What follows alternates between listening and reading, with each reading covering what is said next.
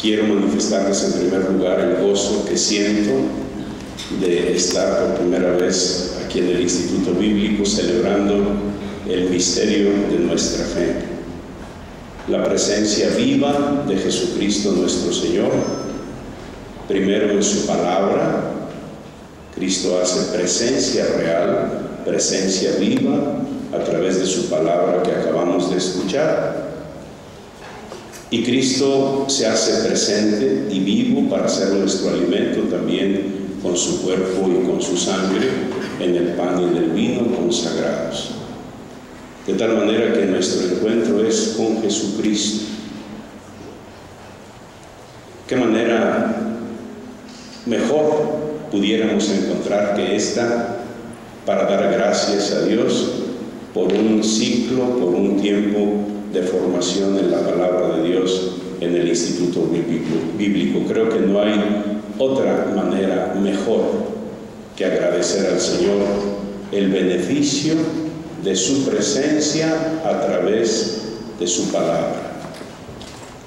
Y fijémonos qué hermoso mensaje nos deja el apóstol Pablo en la primera lectura. Se dirige a su discípulo Timoteo, pero nos viene perfectamente la aplicación a nosotros. Permanezcan en lo que han aprendido. Cada celebración eucarística se nos da la oportunidad de escuchar la palabra de Dios. Y en cada Eucaristía se nos exhorta a permanecer siempre en la palabra. Solo la palabra da verdadero cimiento y seguridad a la vida cristiana.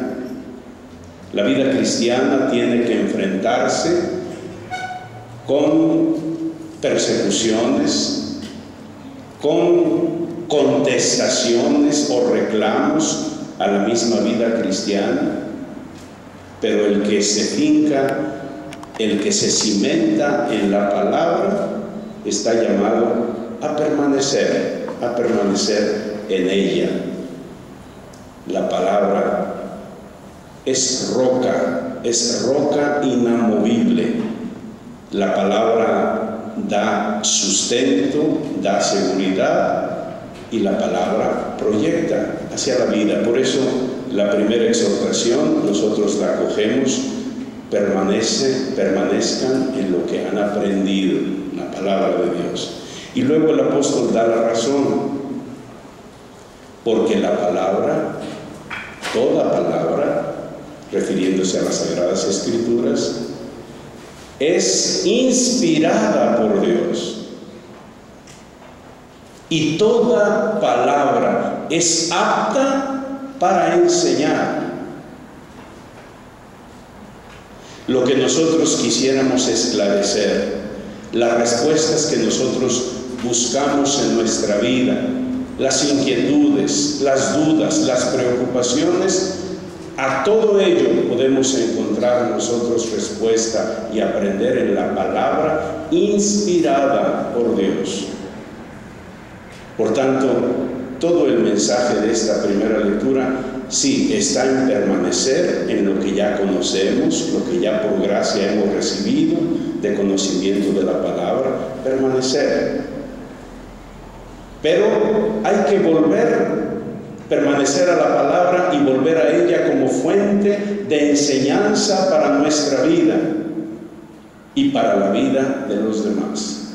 No hay misión, no hay manera de cumplir la misión que todos tenemos como discípulos y discípulas de Cristo sin permanecer en la palabra, sin ir constantemente a la palabra que es apta para enseñar. El sacramento del bautismo nos dio la gracia de injertarnos en Cristo como verdaderos discípulos de Él, para permanecer en este seguimiento de Cristo, en esta identificación con sus pensamientos, con sus sentimientos, con sus actitudes, con sus palabras, para permanecer fincados en Cristo, la palabra viva de Dios. fuimos llamados en el bautismo para permanecer en Cristo como auténticos discípulos de Él. Por tanto, no hay pretexto. No podemos decir, es que sí, yo fui injertado en Cristo en el bautismo, pero ahora no encuentro la manera de estar unido en Él, fincado en Él, fiel en su seguimiento.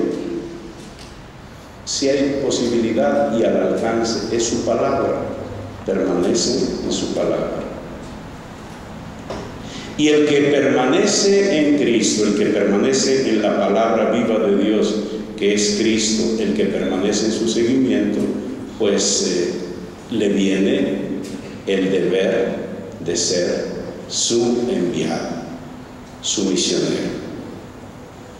Por eso escuchamos en el Evangelio ese mandato que es permanente, que es perenne, que es constante para todos los discípulos y discípulas del Señor. La palabra nos une a Cristo, la palabra nos hace permanecer fieles en su seguimiento, pero el que permanece fiel en el seguimiento de Cristo tiene que ser enviado, tiene que ser misionero. Y yo creo que el que recibe auténticamente la palabra, o el que vive el auténtico encuentro con Cristo a través de su palabra, por más que quisiera, no puede permanecer como encerrado en sí mismo. Nadie puede irse de aquí del instituto como pensando, bendito sea Dios, en este curso, en estos años, yo me llevo un acopio de conocimientos de la palabra, pero esto es para mí, solo para mí.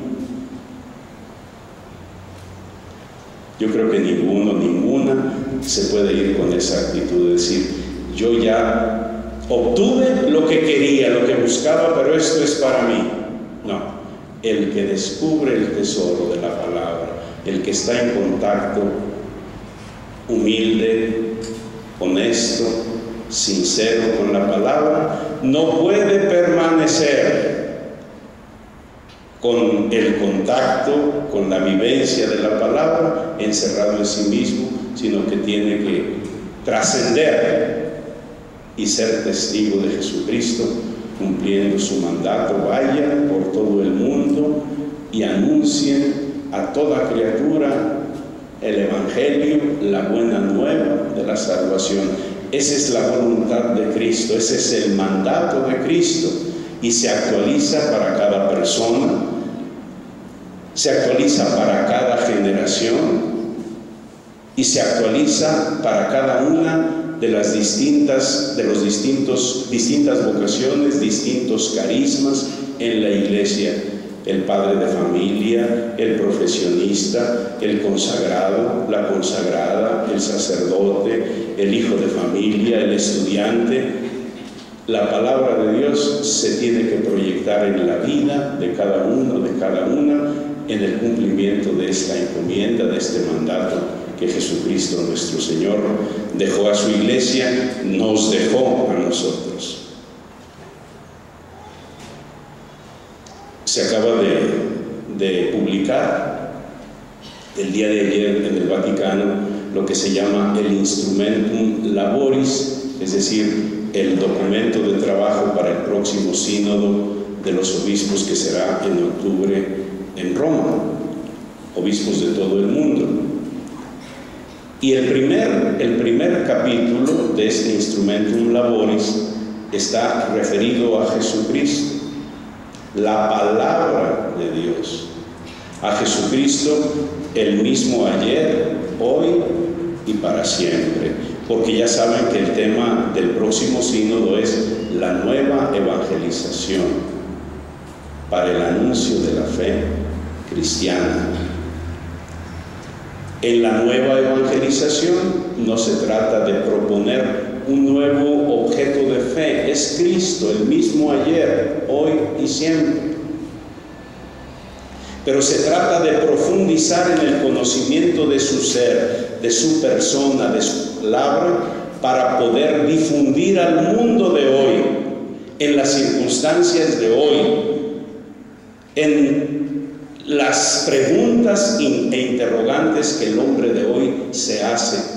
¿Cómo responderle a partir de la palabra viva que es Jesucristo? ¿Cómo responderle al hombre de hoy,